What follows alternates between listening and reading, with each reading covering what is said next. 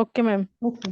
हाँ हाँ, तो वो क्रैश कार्ड एक्चुअली आएगा व्हील्स रहते हैं उसमें, है ना। मतलब आर्मर और उसमें की ऐसे मतलब ऐसा मल्टी स्टोरेज टाइप का रहता है, मतलब 1,500 ऊपर का 3 इंजेक्शन रहते हैं, है ना। और एक फ्लैट सरफेस रहती है जिसमें अपने को जो इमरजेंसी में लगने वाला है वो सब चीजें रहती है।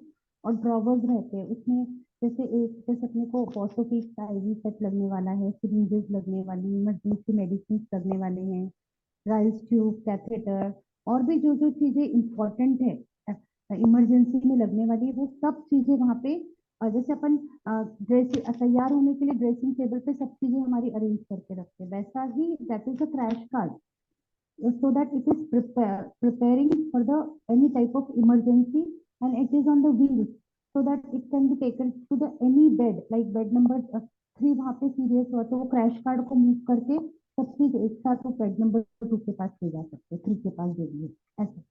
Crash card is one of the important thing in ICU. Okay, Yes, ma'am. Thank you, ma'am. Now continue. Okay. Now, again, okay. Medication administration equipments. Normally, जैसे मेडिकेशन एडमिनिस्ट्रेशन, वहाँ पे सिरिंज पंप होते हैं, उसमें infusion pump, various drip sets, transfusion sets. ये आपको ऐसा सिर्फ नाम से मालूम पड़ सकता है, पर्सनली आप आपको सबको आपको देखना पड़ेगा कि कौन सी चीज क्या है, सिरिंज पंप किसे कहते हैं या इन्फ्यूजन पंप किसको कहते हैं करके। जैसे हम अभी पिक्चर्स भी नहीं है मेरे पास बताने के लिए, सॉरी। ओके, ये मेडिकेशन के लिए यूज होते हैं। Next is imaging machine. Imaging is x-ray machines होते हैं, सोनोग्राफी मशीन्स वगैरह। आईसीयू के ये नियर बाई होने चाहिए, क्यों? अगर कभी कोई पेशेंट के लिए जरूरी लगा, एनी टाइम एक्सरे मशीन होता है, कभी कोई पेशेंट बेड रिडन होता है या कुछ भी, तो वो मूव नहीं कर सकता, तो एवरी टाइम आप पेशेंट को एक्सरे रूम में वगैरह नहीं लेके जा सकते, so you need to have a portable x-ray machine, जो पेशेंट के यहाँ बेड के पास जाए, नजदीक जाए, और वहाँ पे वो एक्सरे शूट करे पेशेंट का। Even same as in sonography machine. Sonography machine तो एज एन मूवेबल होती है, तो इजीली ये हो जाता है, मूव कर सकते हैं कैसे भी। इवन 2D को machine is the same thing. CT MRI concern department है, कभी कभी इन हाउस होते हैं, हॉस्पिटल के अंदर होते हैं, तो कभी आउटसोर्स होते हैं, तो but it should be near by ये सीटी एमआरआई वगैरह। Again dialysis facilities, dialysis it's a pressure distribution matrices, heating and cooling blankets, instrument sets for bedside procedure like टेक्स्टोटोमी, वेनेसेक्शन, सीपीवी। मैम ये कुछ मालूम है आपको? मुझे इसके बारे में कोई आइडिया नहीं है। Yes, I tell you. Like जैसे पेशेंट सीरियस है तो अपन पेरिफेरल आईवी लाइन जो वॉसोपिक्स है उससे नहीं डाल पाते हैं, तो there is something like central venous pressure monitoring, और उसमें सेंट्रल जैसे जो ये नेक के पास में सेंट्रल वेन है और एक ये क्लैविकल के नीचे है, उसमें डायरेक्ट मतलब एक टेक्निक रहती है, उससे डायरेक्ट जो सेंट्रल वेन्स है उसमें अपन कैन्युला डाल के और उससे से फिर आईवी कनेक्ट करते हैं, that is central venous pressure. और ट्रकियोस्टमी लाइक जैसे इंक्यूबेशन करते हैं अपन, पर suppose for some other reason we can not keep tube for long period of time, या फिर इंक्यूबेशन नहीं कर पा रहे हैं और हमको इमरजेंसी एक्सेस चाहिए एयरवे के लिए, तो we will directly puncture the trachea and put the tube in the tracheal aperture, that is called tracheostomy. Okay. Okay okay okay. And ICD is like intercostal drain, जैसे फेफड़े में पानी बच जाता है या एयर निमोथोरैक्स बोलते हैं, है ना, तो वो दैट इज एन इमरजेंसी, तो उसके लिए वो इंटरकॉस्टल ड्रेन डालते हैं, तो वो पूरा असेंबली रेडीमेड आता है और वो एक्सपर्टीज जो पर्सन है that person will put. And okay similarly ma'am, is the drainage of the okay abdominal paracentesis, यानी बहुत ज्यादा जिसको असाइटिस, जब पेट बहुत ज्यादा फूल जाता है, उसको सांस लेने में तकलीफ हो रही है, कुछ हो रही है, तो वो एब्डोमेन का जो असाइटिक फ्लूइड है वो भी निकाल देते हैं, दैट इज पैरासिम्पैथेसिस। लंबर पंक्चर तो पता होगा आपको, है ना, तो हाँ मैम, है ना। और ये सब प्रोसीजर है क्रिकोथायरॉयड, सर, हाँ, तो दीज ये आर सब all procedure emergency, yes these are all procedures. हाँ, तो उसके लिए सब अपने मतलब स्पेशलाइज जो आईसी रहते हैं उसमें ये सब चीजें रहती है और पर्सन भी रहते हैं जिसको एक्सपर्टीज है प्रोसीजर करने के लिए। ओके, नाउ आगे बढ़ो। हाँ, suturing is like stitching the wounds, right ma'am? Right right right.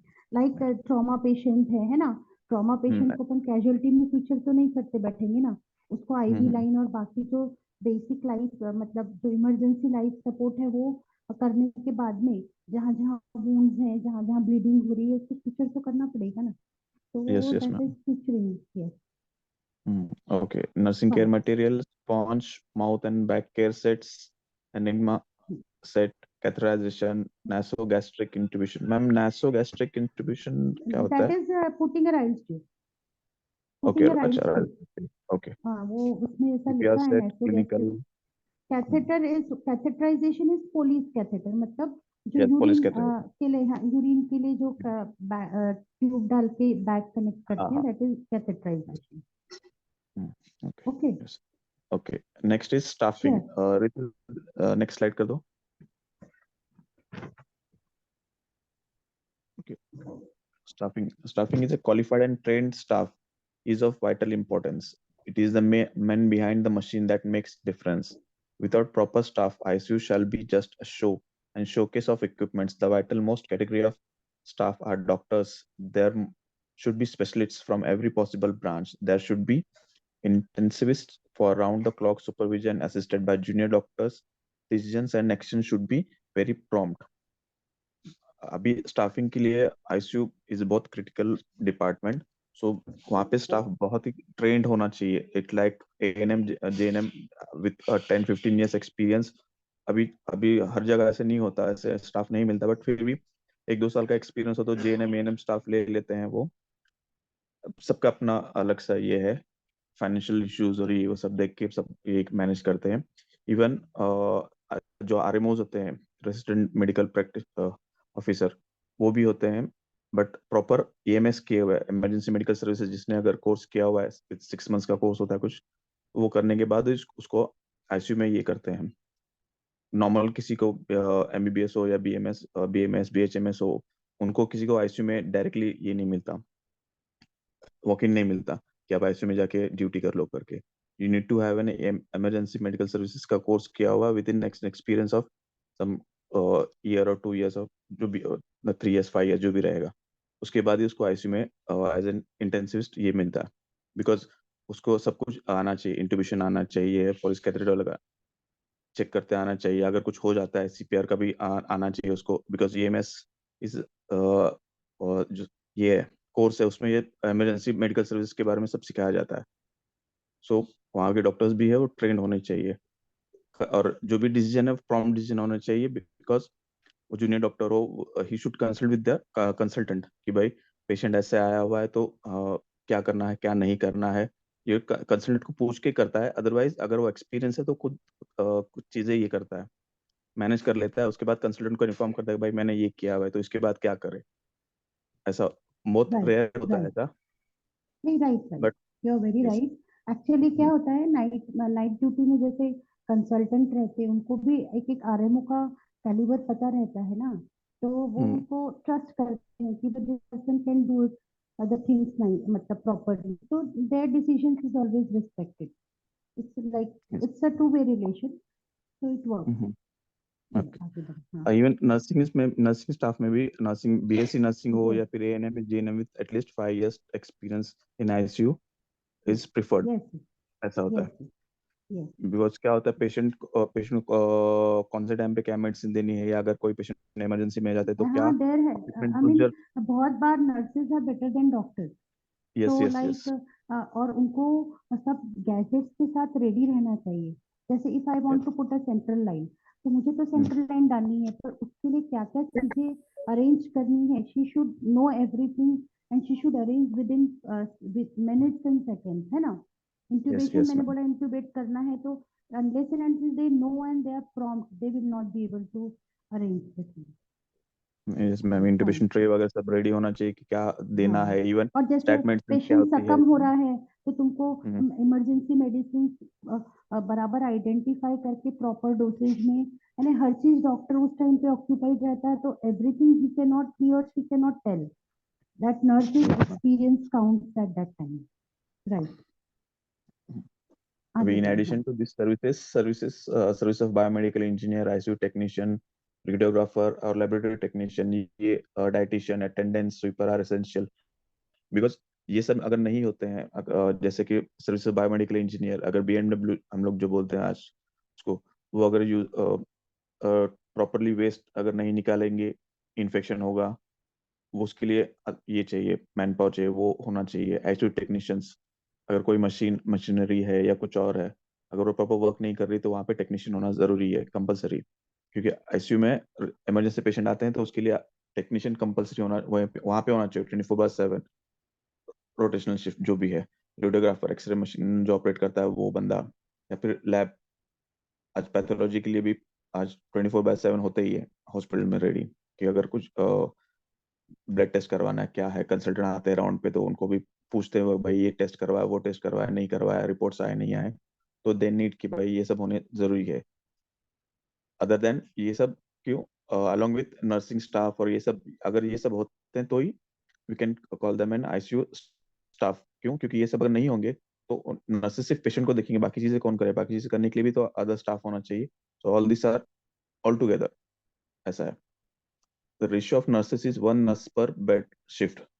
अच्छा, ये एक सबसे इम्पोर्टेंट है कि नर्स रेशियो क्या होता है बेड्स पे। नर्सिंग आईसीयू में, वार्ड में अलग होता है। आईसीयू में कैसा होता है, पर सिस्टर, पर नर्स, पर बेड, ये होता है वार्ड। आईसीयू में एक सिस्टर एक बेड पे रहेगी, एक पेशेंट चेक करेगी। लेकिन वार्ड में यही रेशियो अलग होता है। कभी कभी एक सिस्टर 2 बेड में पेशेंट्स को देखती है, कभी 3 पेशेंट्स को देखती है, डिपेंड ऑन स्टाफ कैसा अवेलेबल है, availability of staff on duty, वो सब। सो आईसीयू में ऐसा स्ट्रिक्ट है कि पर बेड एक सिस्टर होनी चाहिए, because she is the only one वो भाई पेशेंट को देखे क्या है क्या नहीं, अपडेट्स देते रहे डॉक्टर्स को, जूनियर डॉक्टर्स जो भी रहेंगे उनको। Even adequate number of attendants and sweepers should be posted in the ICU. Service to be biomedical engineer, electrician, radiographer, lab technician can be shared with other facilities. ये सब sweepers वगैरह वो आप अलग ये कर सकते हो कि वार्ड में या स्पेशल रूम्स में या सेमी डीलक्स में आप शेयर कर सकते हो, बट नर्सिंग स्टाफ वगैरह आप शेयर नहीं कर सकते आईसीयू के। So it's very much important कि नर्सिंग स्टाफ और जूनियर डॉक्टर्स वो आईसीयू के लिए डेडिकेटेड होते हैं तो वहीं पे रहे। बाकी चीजें आप ये कर सकते हो, स्वीपर्स या फिर अटेंडेंस वगैरह उनको आप यहाँ वहाँ घुमा सकते हो, बट इनको नहीं। Okay, the now the last thing, policy and procedures for ICU. There should be a policy about admitting type of patient. It should be governed by availability of facilities and expertise. In case any of this is not available, the situation be explained and concerned person. कभी कभी क्या हो जाता है कि कोई hospitals आज multi speciality है, बट हर एक के पास एक स्पेशलाइज्ड डॉक्टर नहीं होता, सुपर कंसल्टेंट नहीं होता। जैसे अगर कोई हॉस्पिटल है तो ऑर्थो के लिए होता है, या फिर जनरल सर्जन के लिए होता है, या फिर न्यूरो के लिए होता है, बट उनके लिए उनको अवेलेबल नहीं होता, कैथ लैब अवेलेबल नहीं होता, तो they have to shift the patient to a tertiary care hospital. So that time ये बहुत ही होता है कि समवन शुड बी देयर, कि वहाँ पे कोई ऐसा बंदा हो, रिस्पॉन्सिबल पर्सन हो, कि भाई वो सिचुएशन समझाए पेशेंट के रिलेटिव्स को कि भाई हमारे पास ये अवेलेबल नहीं है या फिर ये डॉक्टर्स अवेलेबल नहीं है, तो यू कैन मूव फॉरवर्ड, आप अलग दूसरे हॉस्पिटल में बेटर फैसिलिटी में आप चले जा सकते हो करके। बट एट टाइम अगर पेशेंट एडमिट होता है तो एटलीस्ट हमारे डॉक्टर्स, जो हॉस्पिटल के डॉक्टर्स है, वो एटलीस्ट चेक तो कर सकते हैं उसको, कि patient be given basic support, stabilized and shifted to other facilities under proper supervision. It is best to declare a list of services not provided and displayed them at prominent place in the hospital. Hospital में क्या क्या services है, facilities है, वो एक display करेंगे तो सबको मालूम पड़ जाता है कि भाई हॉस्पिटल में क्या फैसिलिटीज अवेलेबल है, हम लोग हॉस्पिटल क्या सर्विसेज प्रोवाइड कर रहा है।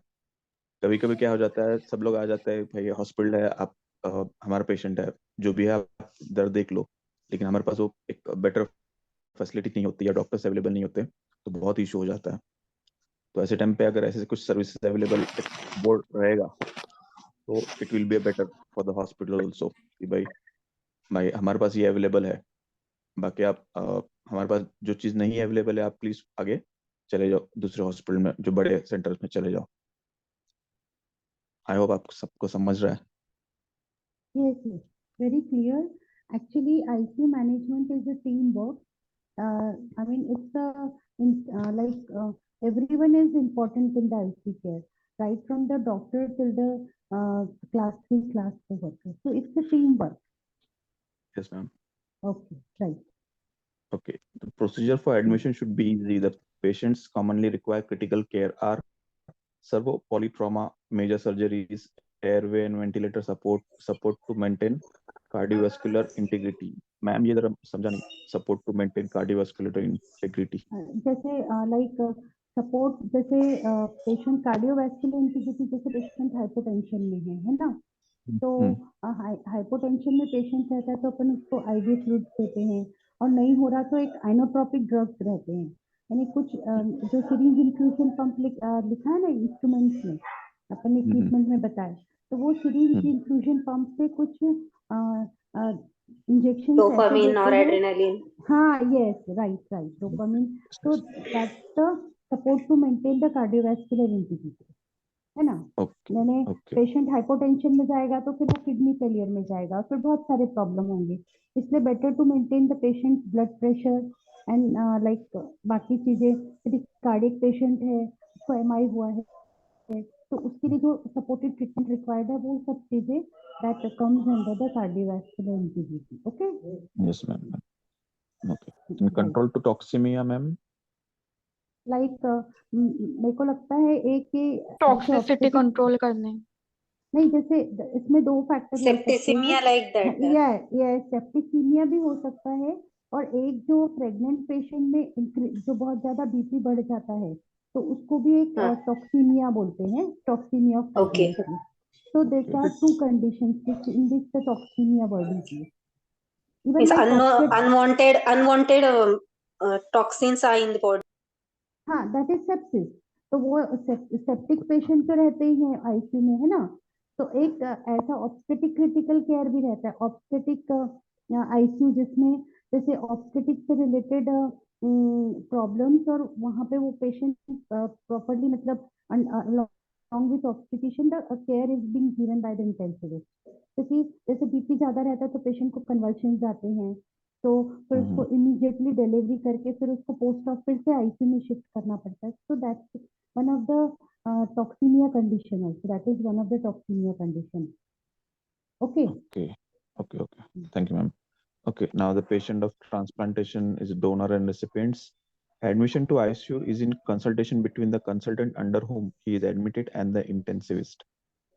Admission is subject to availability of bed and necessary equipments. एक और एक बड़ा important point है, because हमारे पास ICU बेड होते हैं, अगर जितना बड़ा पे 25 बेड का हॉस्पिटल हो, 35 बेड का हो, ICUs में होते हैं ये 5 to 6 बेड या 10 बेड्स, कभी कभी 10 बेड्स भी होते हैं, 12 बेड्स भी होते हैं, depend on hospital bed availability total.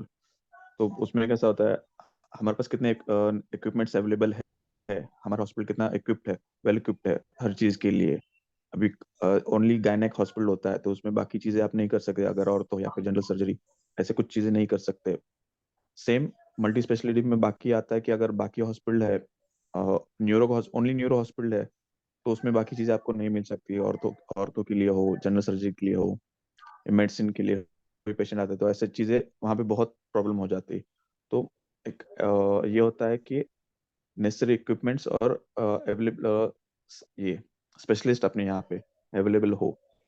एक मंथ जनरली आज अभी हम लोग मैंने देखा हुआ जितने कि गायनेक हॉस्पिटल सेपरेट है, उसके लिए अपना एक आईसीयू है या वार्ड है, उसके लिए अपने इक्विपमेंट्स है, सब कुछ है। बट अगर मल्टी स्पेशलिटी बोलते हैं तो उसमें भी आ जाता है कि आपको जनरल सर्जरी, ऑर्थो या फिर न्यूरो के भी आ जाते हैं, मेडिसिन के भी आ जाते हैं, ये सब कॉमन आ जाता है आपको मल्टी स्पेशलिटी में। एक कोई ऐसा बड़ा हॉस्पिटल नहीं जहाँ पे सब चीजें हो, जैसे गायनेक के भी हो या फिर ऑर्थो वगैरह सब के हो, न्यूरो के हो, कार्डियोवास्कुलर हो, कैथ लैब हो, ये ऐसे बहुत कम होते हैं, नियर अबाउट नहीं उसमें भी रहते 100 हैं bed nowadays, like the corporate type of hospital सब बड़े होते हैं, but 100 bed hospital, 200 bed hospital होते हैं, ये हाँ, सब वो उसमें अवेलेबल हो जाते हैं फैसिलिटीज। यस, तो those are mainly run by the businessman, like ये जैसे कोकिला, ये वो बड़े बड़े जो हॉस्पिटल है मुंबई में, इवन हमारे टाउन में भी हैं, जो this are being run by the businessman who has got lot of money and they can afford to have all the equipment, because it needs mainly the costly equipment, very much costly staff, and even the highly specialized doctors. So to run all this is very costly affair. Yes, बहुत costly होता है। Okay, admission is first in appropriate ward and then transfer to ICU. The bed in ward is kept reserved for him all the time. This may be paperwork. हमें समझा नहीं actually point मुझे. Admission in first is appropriate ward and then transfer to ICU. जैसे कोई भी एक patient है trauma का है, तो एक एक हॉस्पिटल की पॉलिसी रहती है ना, यदि ट्रॉमा का पेशेंट है तो the patient will go to ortho ward, but उसमें भी यदि वो पेशेंट क्रिटिकल है तो patient will be then shifted to ICU because the patient is not stable. तो ये सब चीजें should be written on the paper. The patient is under so and so consultant orthopedic surgeon, but due to emergency and hemodynamic instability जो भी है उसको problem, patient is shifted in critical care unit, है ना. तो ये सब चीजें this should all be written on the paper. और जो भी पेशेंट का कंडीशन है it should be written from on time to time on the paper. This is the medical records which are very important in critical care patient. Because यदि patient का बाद में कुछ उल्टा सीधा होता है तो किसने क्या किया, वो टाइम पे क्या लिखा है वो बहुत इंपॉर्टेंट रहता है.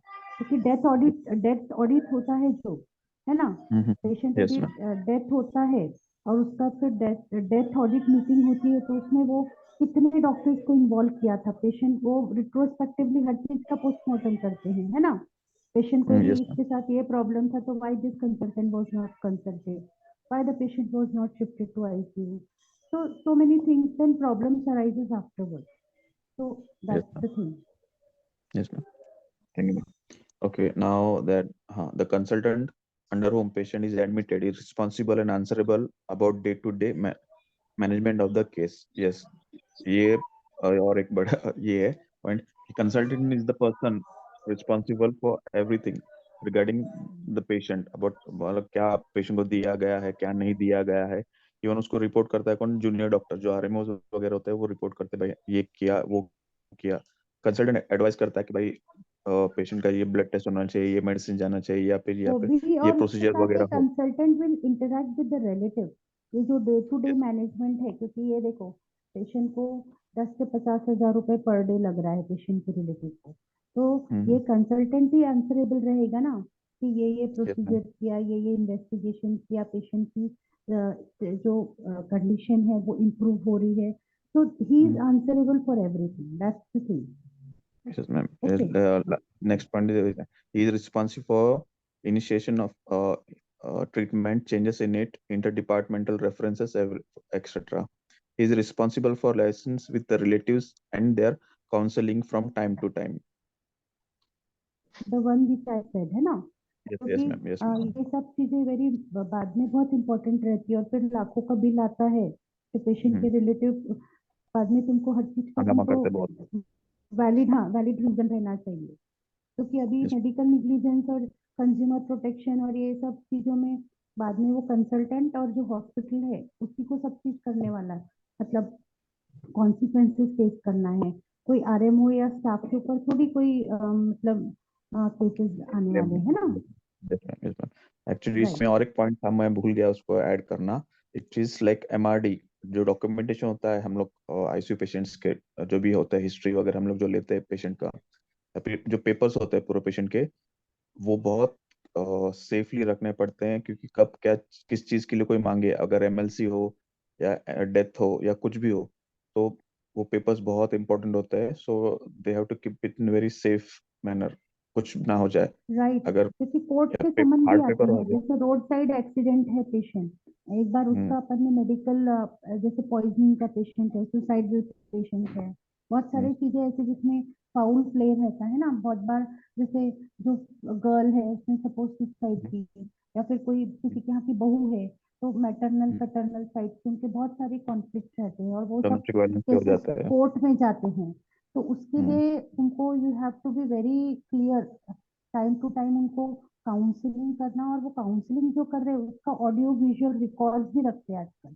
जो yes yes ma'am. Counselling room रहता है उसमें ऑडियो विजुअल रिकॉर्ड, मतलब क्या गारंटी है तुमको, क्या प्रूफ है तुम्हारे पास कि तुमने ये सब चीजें पेशेंट को बताया, तो वो Yes. रूम में CCTV with audio visual record रहते हैं.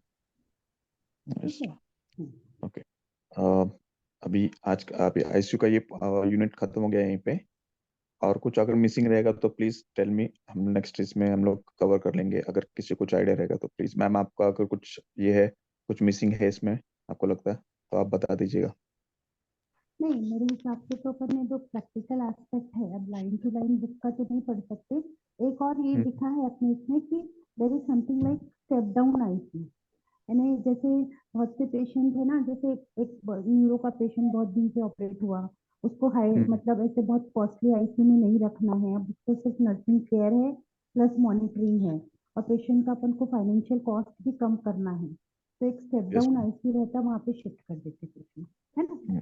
ये मैम That's हर जगह नहीं होता है आई गेस ना, तो यूजुअली या कैसा होता है, वो सब चीजें थोड़ा बहुत मैनेज हो जाता है।